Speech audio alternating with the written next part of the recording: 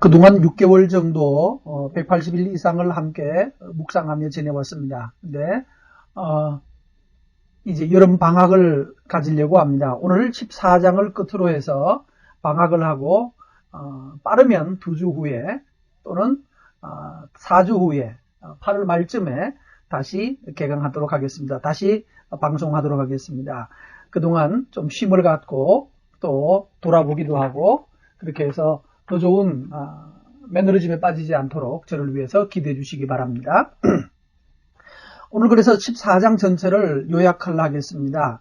14장 말씀에 보면 방언과 예언을 얘기하는데 14장 1절에서 사랑을 추구하며 신령한 것들을 사모하되 특별히 예언하려고 해라. 그래서 예언하는 은사를 사모하라고 말하는 겁니다. 이게 가장 큰 은사입니다. 그래서 교회를 섬기는 데 있어서 제일 중요한 은사가 바로 하나님의 말씀을 전하는 일입니다. 근데 여기서 또 하나 문제가 되는 것은 우리나라에서는 이 예언의 은사라고 하는 말을 목사님들이나 주일학교 선생님들이 말씀을 전하는 것, 그것을 예언이라고 여기지 않고 눈 감고 또 하나님께 무슨 계시를 받아가지고 하나님이 그러는데 너는 뭐 이사를 가라, 아니면 저 김씨랑 뭐 결혼을 해라, 아니면은 뭐 어떻게 해라, 이런 식으로 또 아니면 하나님이 뭐라고 말씀하시는데 라고 하면서 마치 무당들이 점을 하듯이 점괘를 내듯이 그렇게 하나님의 뜻에 대하여 점괘를 내려고 하는 예언을 예언이라고 믿는 데서 문제가 생겼습니다. 자, 오늘 성경 자세히 보세요. 예언이 뭘 의미하나 보십시다. 자, 2절 말씀에 보면 방언을 하는 사람들은 말을 알아듣지 못한대요. 그런데 3절에 보면 예언을 하면 사람에게 말하여 덕을 세우고 권면하고 위로하는 것. 자, 예언이 뭔가요? 자, 하나님의 말씀을 해서 덕을 세우고 권면하고 위로하는 거라고 했죠. 결국은 예언은 하나님의 말씀을 가지고 이렇게 어떻게 살아야 되는지, 또 그래서 이 말씀을 가지고 한다면 우리가 어떻게 해야 되는지를 권면하고 또 어려움에 빠진 사람을 위로하고 하는 하나님의 말씀을 가지고 그 사람에게 도와주는 일입니다. 예를 들면 목사가 설교하는 일도 분명히 예언 행위입니다. 정상적인 경우에 말이에요. 근데 우리나라에서는 좀 목사님의 설교가 그냥 만담 정도가 되는 경우도 많이 있는 것처럼 보입니다. 분명히 설교는 하나님의 말씀을 전한다라고 말할 때는 말씀을 나누는 정도도 아니고 하나님의 말씀이 하나님께서 이렇게 하라고 말씀하시는 그 어느 때에 우리 시대에 하나님께서 우리에게 직접 하실 말씀이 있는 그것을 전하는 것이 설교이기도 해야 됩니다. 그걸 가지고 선포라고 그러죠. 선포가 분명히 있어야 되는데 요즘은 선포하지 않고 그저 개그맨들 말하듯이 재밌게 웃기고 가려고 하는 것처럼 그런 설교가 되어 온 것처럼 보이기도 말이 좀 버벅거리죠. 이런 설교는 설교라고 할 수가 없습니다. 예언이라고 할 수가 없죠. 근데 정상적으로 하나님의 말씀을 통하여서 권면하고 책망하고 또 약한 자를 위로하고 하는 이런 말씀들이 바로 예언이고요. 또 더더욱이 말씀을 지금 묵상하는 여러분들은 여러분이 묵상한 말씀을 가지고 다른 사람에게 말씀을 나누어 줄 때 그것이 그 나누어주는 말씀을 통하여 그들을 권면하고 위로하고 덕을 세우는 일, 그것이 바로 예언 사역입니다. 그래서 말씀을 큐티를 하고 묵상을 나누고 그 나눔을 통하여서 상대방을 세우는 일이 바로 예언 사역입니다. 그러므로 여러분 예언 사역을 더 적극적으로 발전시켜야 되고 더 많은 예언을 하기 위해서 여러분의 구역이나 어떤 작은 모임이나 교사 모임이나 이런 모임을 통해서 회의나 하고 밥이나 먹는 그런 구역이나 그런 것이 되지 않고 간단하게 예배하고 밥 맛있는 거 먹는 이거 뭐 먹자판이죠.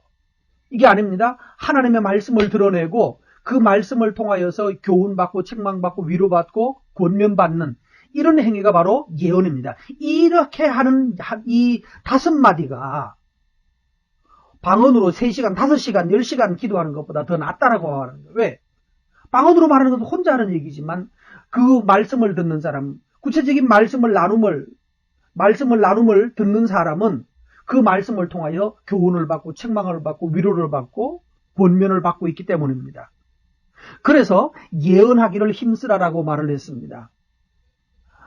무슨 뭐 작은 믿음 교회가 아니라 무슨 믿음 교회 이런 데 가보면 예언한다는 사람들이 있고요. 또 더더욱이 우리나라에 지금 이상한 분위기가 들어와서 예언한다고 말하면서 이러는 사람들 많이 있습니다. 이런 사람들을 다 주의하셔야 됩니다. 정상적인 예언이 아니고 무당식 예언입니다.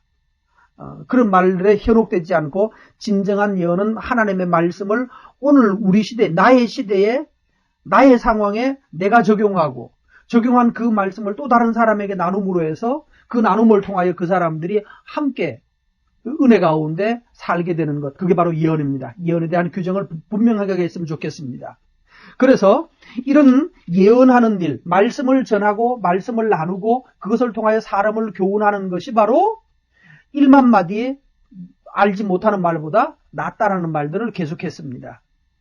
그리고 26절 말씀에 사람들이 모일 때, 예배에 모일 때에 찬송시도 있고 가르치는 말씀도 있고 또 방언도 있고 등등 다 있지만 모든 것을 어떤 은사든지 결국 목적은 하나입니다. 교회에 덕을 세우는 거예요. 성도에게 유익을 주게 하는 것이어야 합니다. 그러므로 만약 방언을 하는 사람이 있다면 어떻게 해야 됩니까? 방언 은사를 받은 사람은 방언 은사가 다 틀린 건 아닙니다. 앞에서도 말씀드렸지만 하나님께서 방언 은사를 주시는 사람이 있습니다. 더더욱 모든 교인이 다 받았다면 가짜입니다만은 방언 은사를 가진 사람이 있습니다. 그 사람들은 하늘 일이 뭡니까? 28절을 보십시오. 통역하는 자가 없으면 교회에서는 잠잠하고 자기와 하나님만 하라고 그랬어요. 방언 은사의 목적은 교회의 덕을 세워야 하는 것입니다. 방언 은사를 받은 사람은 하실 일이 이겁니다. 다른 사람을 위해서 중보기도 해주는 일입니다. 다른 사람의 덕을 위해서, 다른 사람의 영적 유익을 위해서, 그를 위해서 중보하며 기도하는 것입니다. 근데 문제는 정상적으로 말로 기도하면 다른 사람이 듣거나 하면 곤란한 문제가 생길 때가 있습니다. 그때 바로 방언으로 말함으로 해서 아무도 알아듣지 못하게 하는 기도인 거예요. 다른 사람은 알아들으면 곤란하기 때문에 알아들을 수 없는 날로 기도해야 되는 비밀스러운 기도예요. 그래서 그런 사람들은 목적이, 방언 은사 받았다고 하시는 분들은 목적이, 나는 다른 사람을 위해서 기도해 줄 책임이 있구나. 그래서 여러분 중보기도 모임 만들어서 기도하시고 다른 사람들을 위해서 또 은밀한 일은 개인적으로 비공식적인 사적인 차원에서 사적으로 친밀함 가운데서 하나님과 방언으로 마음껏 기도하셔도 됩니다. 그러나 공적인 자리에서는 숨기라고 그랬습니다. 왜냐하면 그렇게 기도하면 모르는 사람들이 와가지고 23절에 보면 미쳤다라고 한다고 그랬죠. 그래서 숨겨서 기도하라고 말을 했습니다. 그러므로 개인적인 차원에서 하셔야 되고, 근데 문제는 방언 받은 사람들은 자꾸 사람들 앞에서 하고 싶은 욕망이 생겨요. 자랑하고 싶기 때문에. 그러나 사랑은 자랑하지 아니하며라고 13장에 말했죠. 자랑하지 않고 무례히 행치 않고 교만하지 않는다고 그랬어요. 내가 받은 은사를 자랑하려고 하고 교만해지고 그거 가지고 너 방언 받았어 못 받았어 그러면 무례해지는 거예요. 그건 사랑으로 행하는 은사가 아니기 때문에 그 은사는 아무것도 아닌 것입니다. 그러므로 여러분 주의하셔야 됩니다. 그리고 세 번째로 32절 말씀에 가면 예언하는 사람은 예언하는 자에게 제재를 받아야 한다고 말했습니다. 자, 어떤 사람이 이게 하나님의 말씀에 이렇게 하라고 그랬어. 하나님이 이런 게 옳은 거야 라고 가르쳤는데 또 어떤 사람이 와가지고 그건 좀 잘못인 것 같습니다. 그건 아니고요 라고 말하면 뭐 하라고요? 그런가요? 다시 들으셔야 돼요. 하나님이 내게 말씀하시는데 네가 뭔데 이렇게 말하면 그거 안 되는 겁니다. 32절에 분명히 말하죠. 예언하는 자들은 예언하는 자에게 제재를 받는다. 다시 말하면 내가 깨달은 것이 완전한 정답이 아니란 얘기입니다. 어제 본문에 나온 것처럼 어린아이 때는 미숙함이 많아요.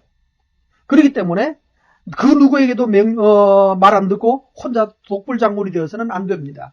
다른 사람이 그게 아니다라고 말하면 자세히 듣고 다시 배우려고 하고 그리고 뭐가 맞는지를 또 토론하고 또 연구하면서 그렇게 알아가는 것이 필요합니다. 그래서 어떤 은사든지 40절에 있는 대로 품위 있게 하고 질서 있게 하라고 그랬습니다. 결국은 예언을 하든지 방언을 하든지 어떤 은사를 가지고 있든지 그 사람이 품위가 있어야 돼요. 요즘 신사의 신사의 품격인가요? 뭐 그런 영화가 있다면서요. 바로 품격이, 그리스도인의 품격이 나타나는 거예요. 근데 방언을 한다고 그러는데 예언을 한다고 그러는데 마치 좀 무당 같은 느낌이 든다면 그거는 정상적인 방언이 아니고 정상적인 예언이 아닌 겁니다. 아주 높은 품위를 가지고 있어야 되고 그 다음에 잘 통제되고 있어야 돼요. 무아지경에 빠져서 막 정신없이 하는 것은 질서가 없는 것입니다. 그래서 여러분 꼭 기억하십시오. 어떤 은사든지 부정하지 마십시오. 그러나 품위 있게 하고 질서 있게 해서 하나님의 말씀에 따라서 진행해 간다면 그 은사로 많은 사람들이 유익을 누리게 될 것입니다. 다시 개학할 때까지 제가 정확한 답을 내리지 못하겠지만 한 2주일 후에 개강할 수도 있고 다시 시작할 수도 있고 아니면 한 달 정도 후인 8월 지금쯤 다시 재개하도록 하겠습니다. 그동안 평안하시기를 바라고 여름 휴가 동안에 계속해서 묵상하시면서 하나님의 은혜를 누리게 되시기를 바랍니다. 감사합니다.